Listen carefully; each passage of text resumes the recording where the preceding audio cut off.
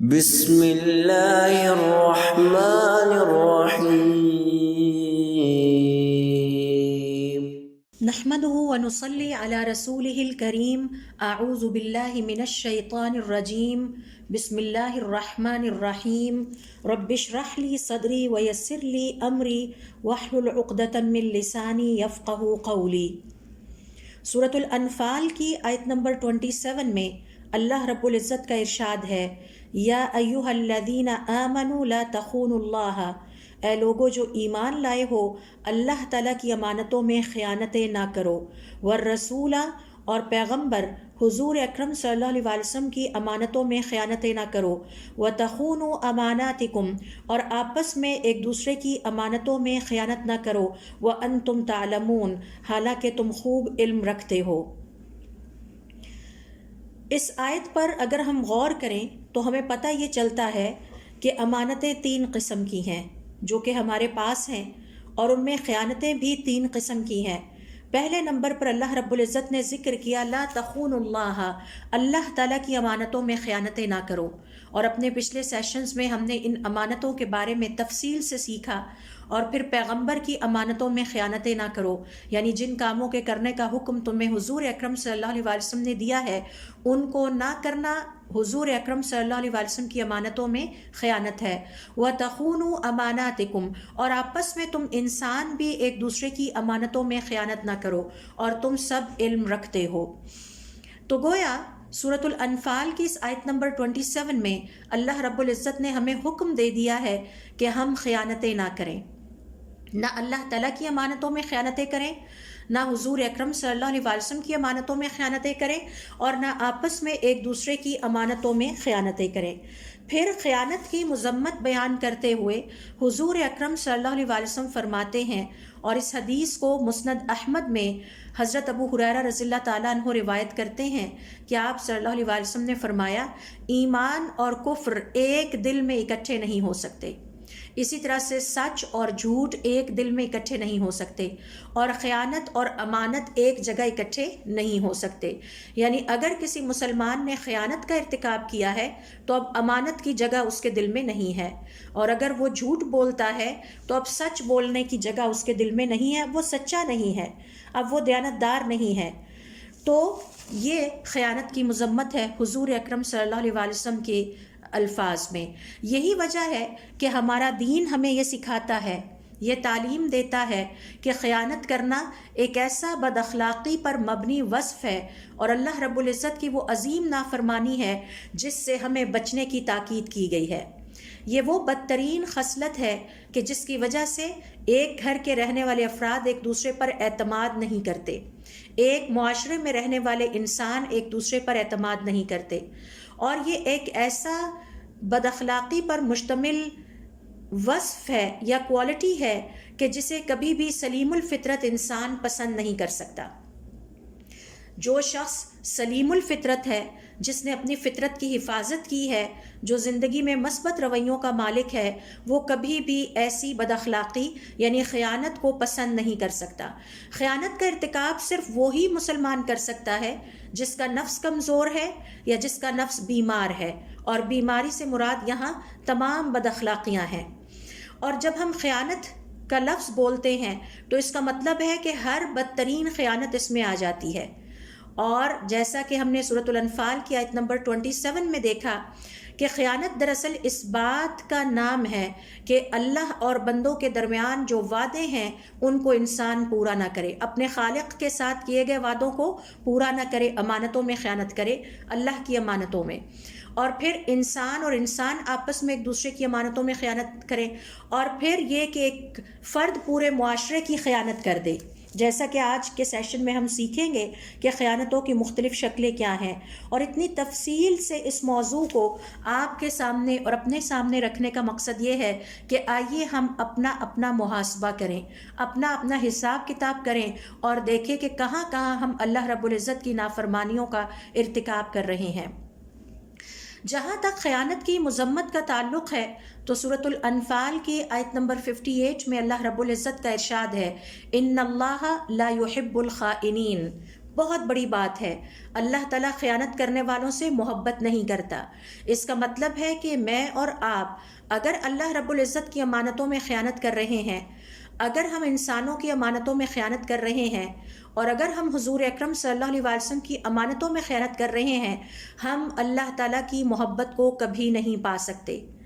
ہم کبھی بھی اللہ رب العزت کی محبت کو نہیں پہنچ سکتے، کیونکہ اللہ تعالیٰ بد اخلاق مسلمان سے محبت نہیں کرتا، اللہ تعالیٰ بہترین اخلاق والے مسلمان سے محبت کرتا ہے۔ سورہ یوسف کی آیت نمبر 52 میں پھر اللہ تعالیٰ نے خیانت کرنے والے مسلمان اور انسان کے لیے ناپسندیدگی کا اظہار کرتے ہوئے اور اس کی مذمت بیان کرتے ہوئے فرمایا، ان اللہ لا یہدی کید الخائنین، یہ جو خیانت کرنے والے ہوتے ہیں ان کی تدبیریں کبھی کامیاب نہیں ہوتی، اللہ تعالیٰ ان کی تدبیروں کو کبھی کامیاب نہیں ہونے دیتے۔ یہ جو آج کل مجھے اور آپ کو اپنی زندگی میں ناکامیوں کا سامنا ہے اور پریشانیوں کا سامنا ہے، اس کی وجہ ہی یہ ہے کہ ہماری زندگی میں اللہ تعالیٰ کی نافرمانیاں بہت زیادہ ہیں، اور ان نافرمانیوں میں سے ایک یہ ہے کہ ہم اپنے خالق کی خیانتوں کا ارتکاب کر رہے ہیں، حضور اکرم صلی اللہ علیہ وسلم کے ساتھ خیانت کا ارتکاب کرتے ہیں، اور آپس میں گھر کے افراد،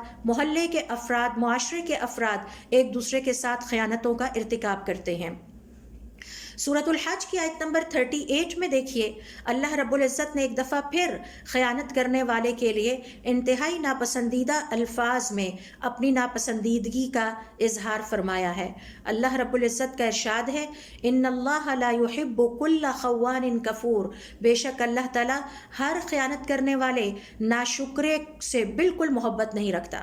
تو یہ جو خیانت کرنے والے ہوتے ہیں یہ اللہ تعالیٰ کے ناشکرے ہوتے ہیں۔ مثال کے طور پر جیسا کہ ہم نے اپنے پچھلے سیشنز میں سیکھا کہ اللہ رب العزت کی امانتیں کیا ہے، اللہ تعالیٰ کا دین ہمارے پاس اللہ تعالیٰ کی امانت ہے۔ اب اگر ہم اس دین میں کسی قسم کی خیانت کا ارتکاب کرتے ہیں تو اس کا مطلب ہے کہ ہم اللہ رب العزت کی ناشکری ظاہر کر رہے ہیں، کیونکہ جو اللہ رب العزت کا شکر گزار ہوگا وہ اللہ تعالیٰ کی پسند اور اس کی رضا کو اپنی پسند اور رضا پر ترجیح دے گا۔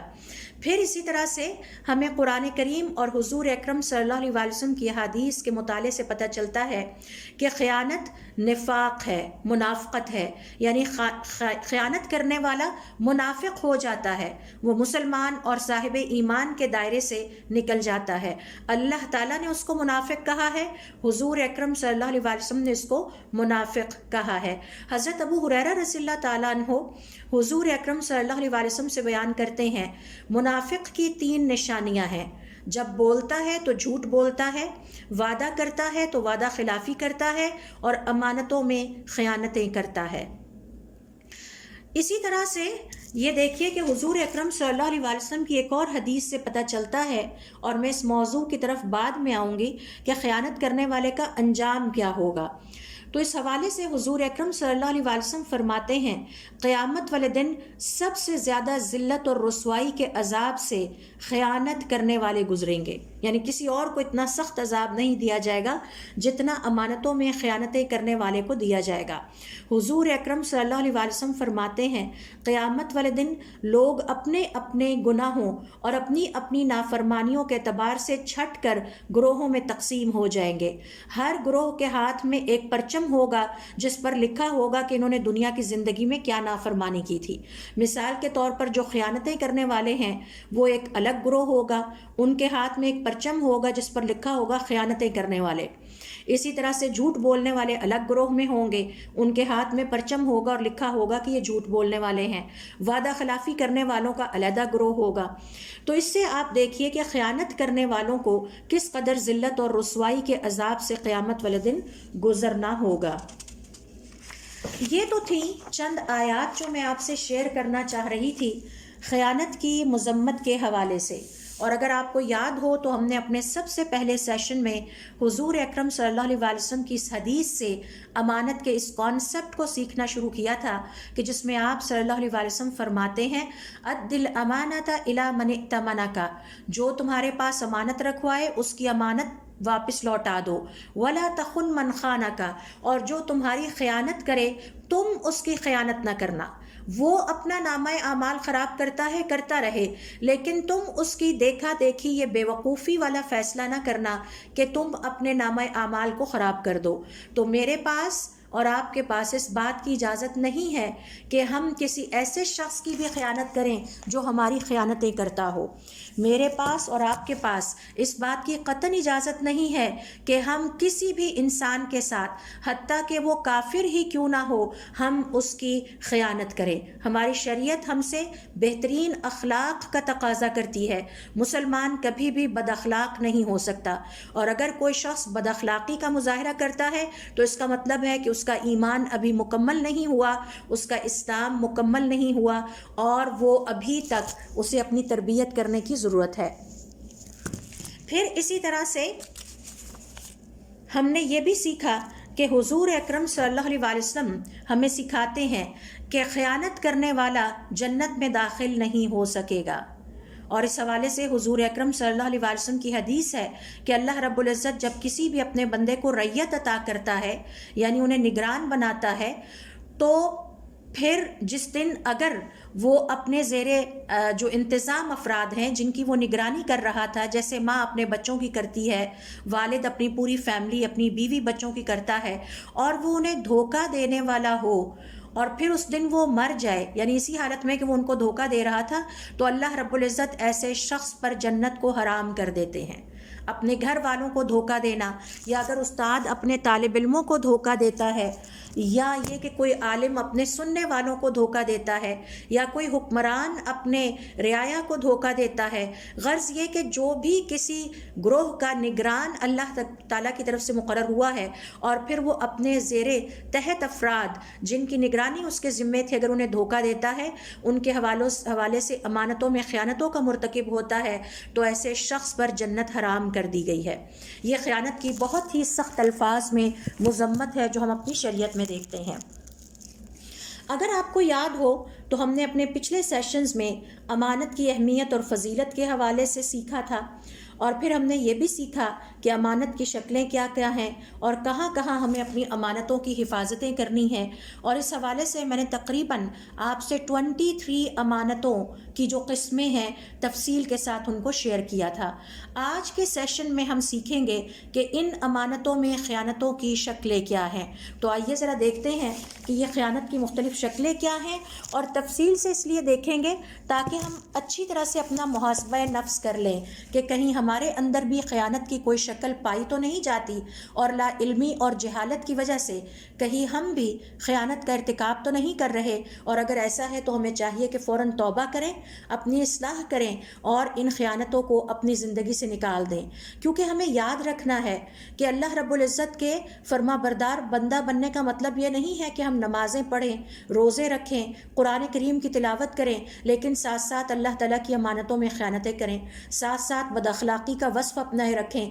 اس سے ہماری عبادتیں ضائع ہو جاتی ہیں اور ہماری محنت رائے گاہ جاتی ہے. تو آئیے دیکھتے ہیں آج کے اس سیشن میں کہ خیانت کی مختلف شکلیں کیا ہیں. اس حوالے سے اگر آپ کو یاد ہو تو ہم نے سیکھا تھا کہ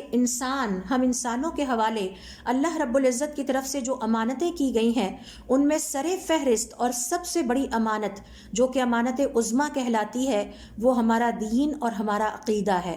اللہ رب العزت نے ہمیں جو دین عطا کیا ہے یہ ہمارے پاس اللہ رب العزت کی سب سے بڑی امانت ہے،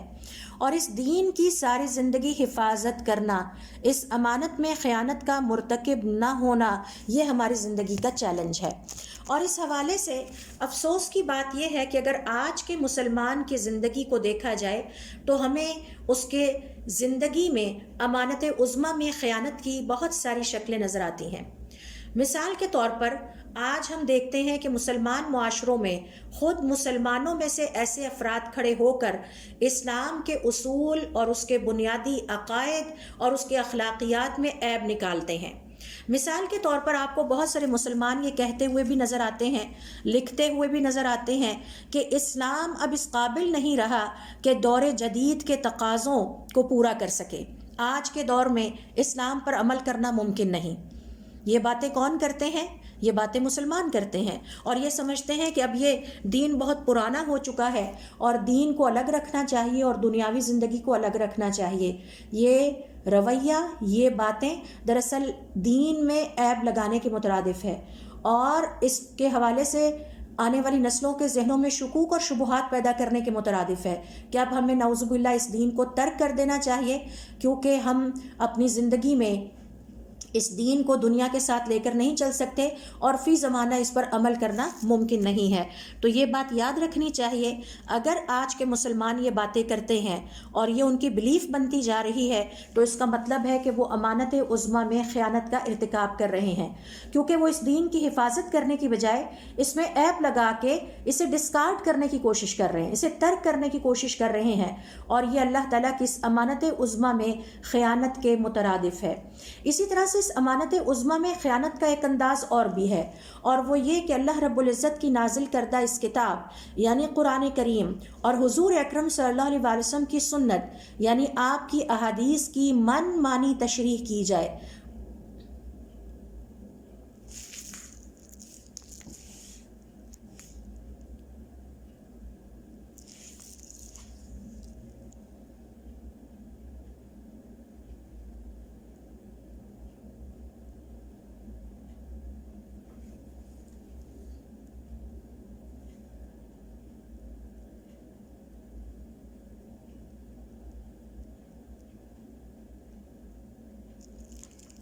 اور اپنی پسند کی تشریح کی جائے،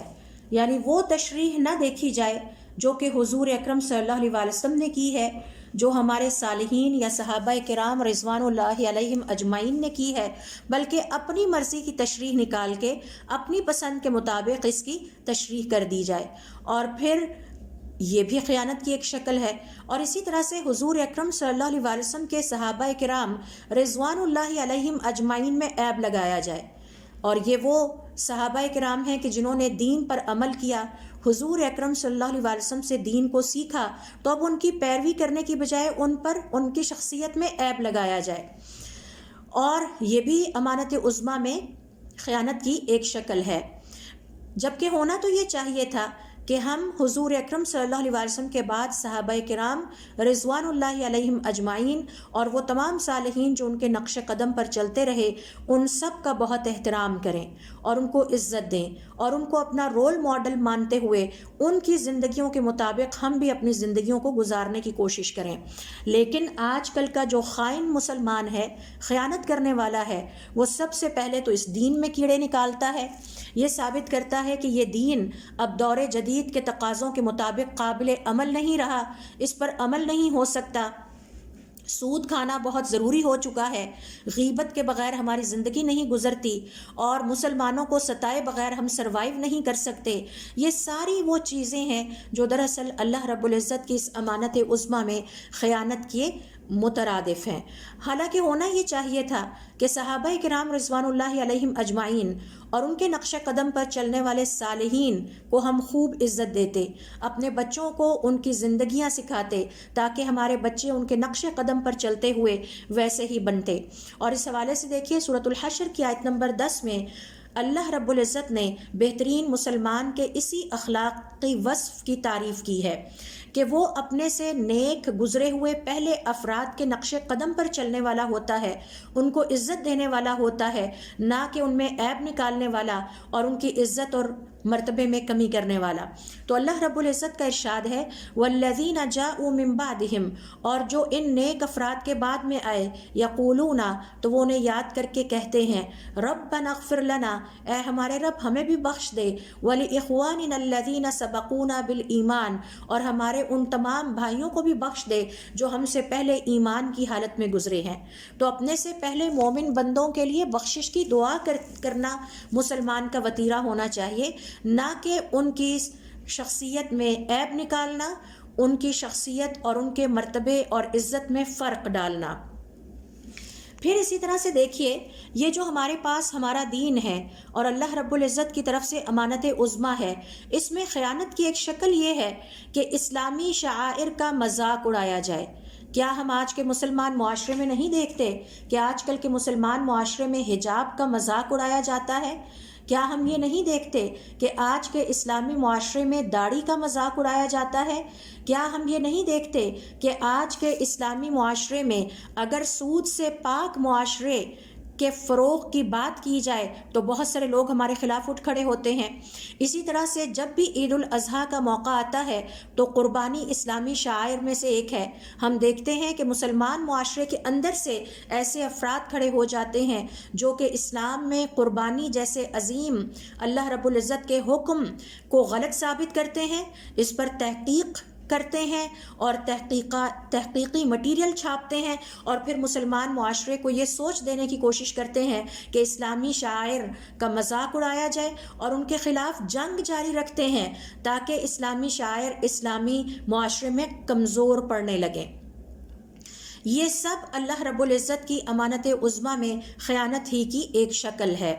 اسی طرح سے امانت عظمیٰ یعنی اللہ تعالیٰ نے ہمیں جو دین عطا کیا ہے، اس میں خیانت کی ایک شکل یہ ہے کہ اللہ رب العزت کی ذات کے حوالے سے شکوک اور شبہات پیدا کیے جائیں۔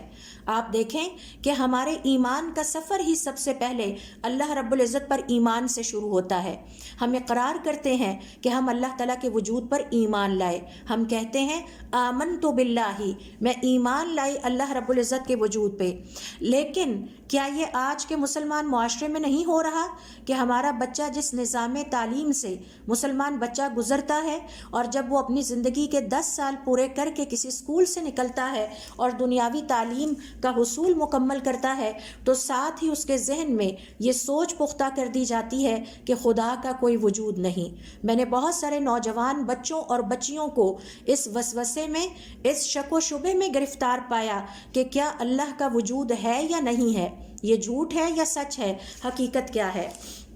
اسی طرح سے اللہ رب العزت کی اس عطا کردہ امانت عظمیٰ یعنی دین میں خیانت کی ایک شکل یہ ہے کہ حضور اکرم صلی اللہ علیہ وسلم کی شخصیت کے حوالے سے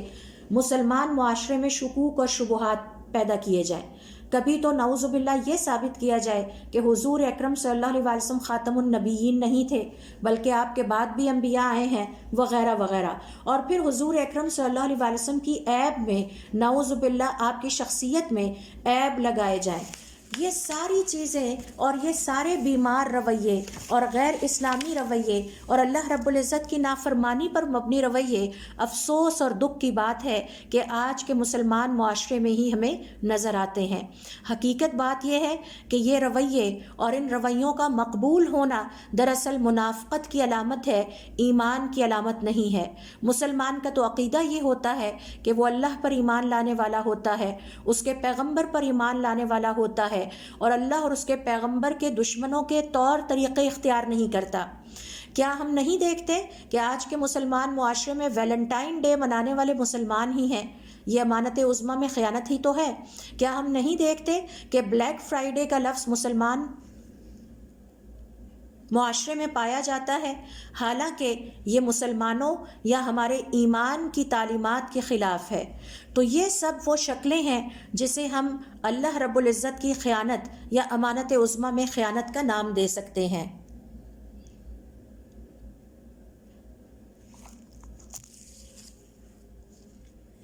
پھر اسی طرح سے دیکھیے کہ خیانت کی ایک اور شکل یہ ہے کہ اپنے وطن کی خیانت کی جائے۔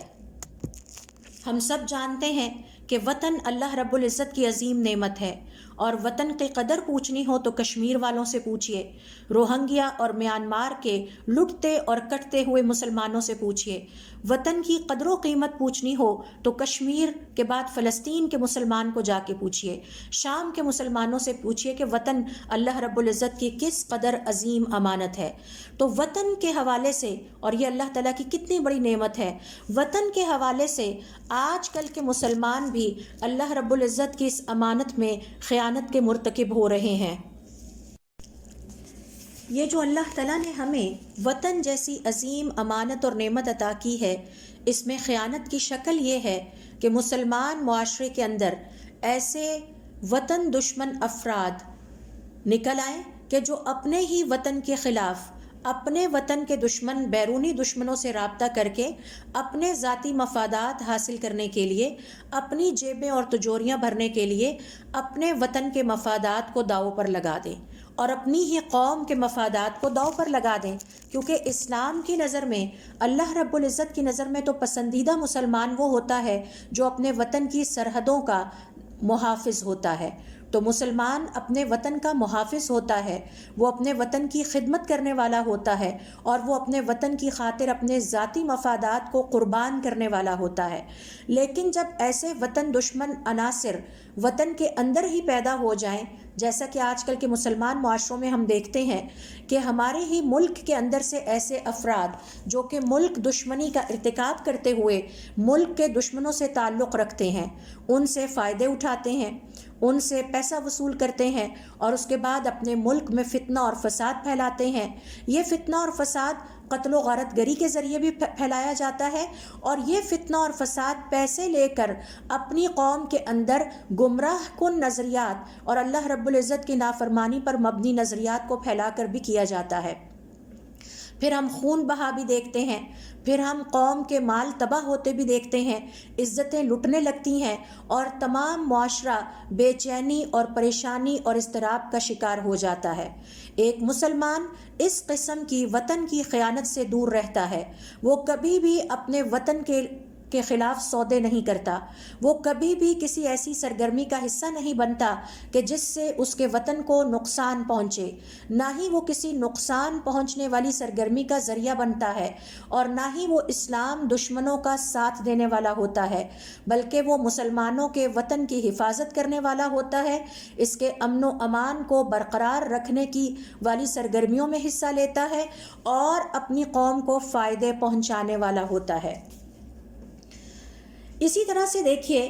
کہ وطن کی خیانت کی ایک اور شکل یہ ہے کہ جس طرح سے ہمارے بعض مسلمان تاجر جب دیکھتے ہیں کہ مارکیٹ میں کسی چیز کی بہت زیادہ ضرورت ہے اور لوگوں کے درمیان اس کی ڈیمانڈ بڑھ گئی ہے، تو وہ اس کی قیمتوں کو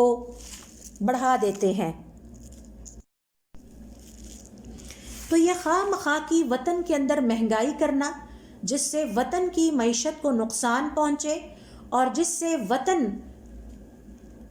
جو ہے اس میں بے چینی اور اضطراب کی کیفیت پیدا ہونے لگے، یہ سب دراصل وطن جیسی نعمت اور اللہ رب العزت کی امانت میں خیانت ہے۔ اسی طرح سے رشوت لے کر غلط فیصلے کرنا، کسی دوسرے کا حق دے دینا، یہ ساری چیزیں وطن کے ساتھ خیانت کے زمرے میں آتی ہیں۔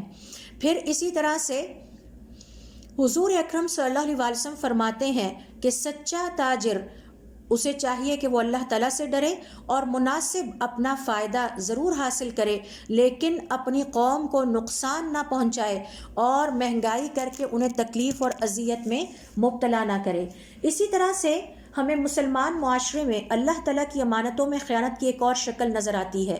اور وہ یہ ہے کہ اس وطن جیسی عظیم نعمت کی امانت میں خیانت کی ایک شکل یہ ہے کہ وطن کے اندر اور اپنی قوم میں ایسی نقصان دہ اور ضرر رساں چیزیں پھیلائی جائیں یا نشہ آور اشیاء کا استعمال عام کیا جائے کہ جس سے ملک اور قوم کو نقصان پہنچتا ہے، اور اس کے پیچھے مقصد صرف یہ ہوتا ہے کہ اپنی جیبیں بھری جائیں، اپنی تجوریاں بھری جائیں، اور اس کے لیے اپنی قوم کی زندگی اور صحت کو داؤ پر لگا دیا جاتا ہے۔ یہ وطن جیسی عظیم نعمت میں خیانت کا ارتکاب ہے۔ اسی طرح سے خیانت کی ایک اور شکل یہ ہے کہ عزت اللہ رب العزت کی امانت ہے، عزت کی حفاظت نہ کرنا مسلمان پر فرض ہے کہ وہ اپنی عزت کی بھی حفاظت کرے، اور اس پر یہ بھی فرض ہے کہ وہ دوسرے کی عزت کی بھی حفاظت کرے، اور اگر کوئی مسلمان اپنی عزت کی حفاظت نہیں کرتا اور فحاشی اور بے حیائی کے راستے پر چل پڑتا ہے تو وہ اللہ رب العزت کی ایک اور امانت میں خیانت کا ارتکاب کرتا ہے۔ اسے یہ بھولنا نہیں چاہیے کہ سورہ غافر کی آیت نمبر 19 میں اللہ رب العزت کا ارشاد ہے، یعلم خائنۃ الاعین وما تخفی الصدور، اللہ تعالیٰ تمہاری نگاہوں کی خیانتوں کو بھی جانتا ہے، اور جو راز اور منصوبے خیانت پر مبنی تمہارے سینوں میں دفن ہیں، سینوں میں چھپے ہوئے ہیں، اللہ رب العزت اس کو بھی جانتا ہے۔ پھر اسی طرح سے دیکھیے کہ ابن عباس رضی اللہ تعالی عنہ کہتے ہیں کہ حضور اکرم صلی اللہ علیہ وسلم نے فرمایا کہ اللہ تعالیٰ نے زنا کو حرام کر دیا ہے، اور ہمیں حکم دیا ہے کہ ہم زنا یعنی فحاشی، بے حیائی اور عریانی کے تمام اسباب سے دور رہیں۔ اس حوالے سے سورۃ الاسراء کی آیت نمبر 32 میں اللہ رب العزت کا ارشاد ہے وَلَا تَقْرَبُوا الزِّنَا، اور زنا کے قریب بھی نہ جانا، إِنَّهُ كَانَ فَاحِشَةً وَسَاءَ سَبِيلًا، بے شک یہ بڑا ہی فحاشی والا اور برائی والا راستہ ہے۔ لہٰذا اپنی عزت کی حفاظت کرنا ہمارے اوپر فرض ہے، اور ہمیں بھولنا نہیں چاہیے اپنی عزت کی حفاظت کے حوالے سے کہ حضرت یوسف علیہ السلام نے اپنی عزت کی حفاظت کرتے ہوئے جیل جانے کو منظور کیا، لیکن غلط کام میں اس خاتون کے ساتھ شامل نہیں ہوئے۔ کسی مسلمان عورت کے پاس اس بات کی گنجائش نہیں کہ وہ اپنے شوہر کی خیانت کا ارتکاب کرے۔ اسی طرح سے کسی مسلمان عورت کے پاس اس بات کی گنجائش نہیں کہ وہ اپنے شوہر کے مال کو برباد کر کے اللہ رب العزت کی ایک امانت میں خیانت کرے۔ اسی طرح سے کسی شوہر کے پاس اس بات کی گنجائش نہیں ہے کہ وہ اپنی بیوی کے ساتھ خیانت کرے، یعنی بیوی کے ہوتے ہوئے اور خواتین کے ساتھ تعلقات استوار کرے۔ میں نے اپنے پچھلے لیکچر میں بھی کہا تھا کہ مسلمان کا کوئی بوائے فرینڈ اور گرل فرینڈ نہیں ہوتا۔ یہ کانسیپٹس ہمارے ہاں یہودیوں اور عیسائیوں سے آئے ہیں۔ اسلام نکاح کو پروموٹ کرتا ہے، فحاشی، بے حیائی، عریانی اور زنا کے تمام راستوں کو بند کرتا ہے۔ اسی طرح سے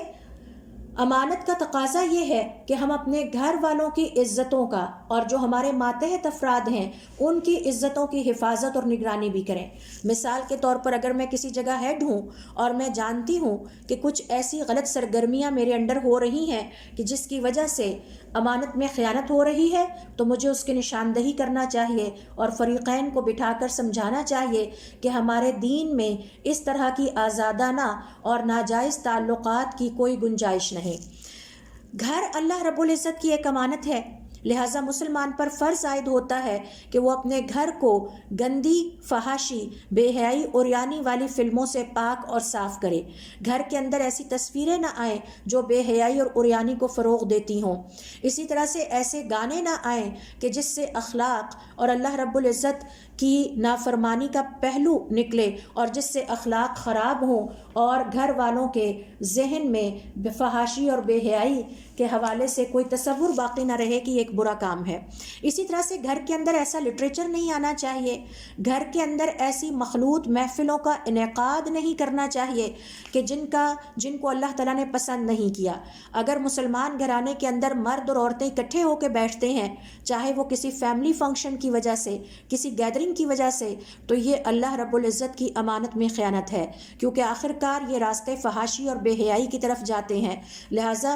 مسلمان گھرانے کے اندر مردوں کو الگ بیٹھنا چاہیے، خواتین کو الگ بیٹھنا چاہیے۔ لیکن کیا آج ہم اپنے مسلمان معاشرے میں نہیں دیکھتے کہ ہمارے مسلمان معاشرے اور دیندار گھرانوں میں جب فنکشنز ہوتے ہیں تو ان فنکشنز میں مخلوط محفلیں سجتی ہیں، مرد اور عورتیں اکٹھے ہوتے ہیں،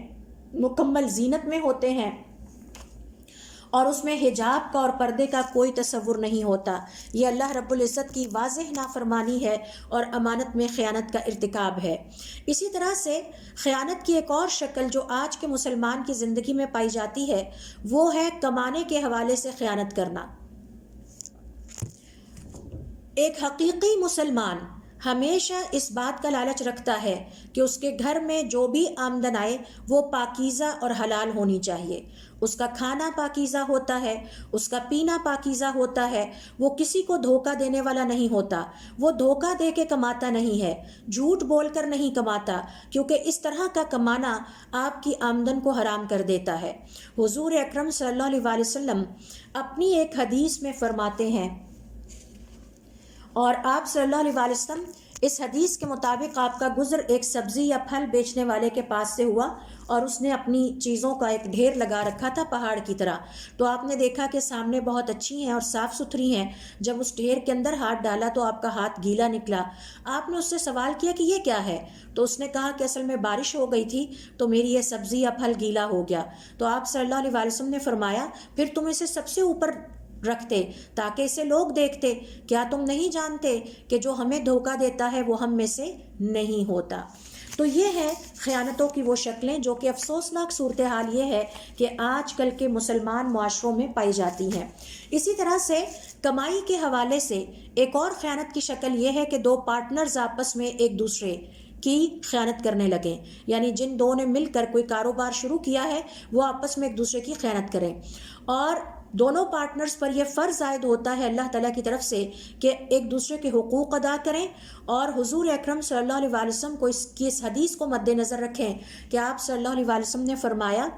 کہ جب کوئی دو پارٹنر مل کر کاروبار کرتے ہیں اور جب تک کوئی بھی ان میں سے دوسرے کی خیانت نہیں کرتا، یعنی دونوں دیانتداری کے ساتھ چلتے رہتے ہیں، اس وقت تک اللہ رب العزت ان کے ساتھ ہوتا ہے، اور جب ان میں سے کوئی ایک بھی دوسرے سے خیانت کر لیتا ہے تو اس کے بعد اللہ رب العزت ان دونوں کے درمیان سے پیچھے ہٹ جاتا ہے اور پھر شیطان ان دونوں کے درمیان آ جاتا ہے۔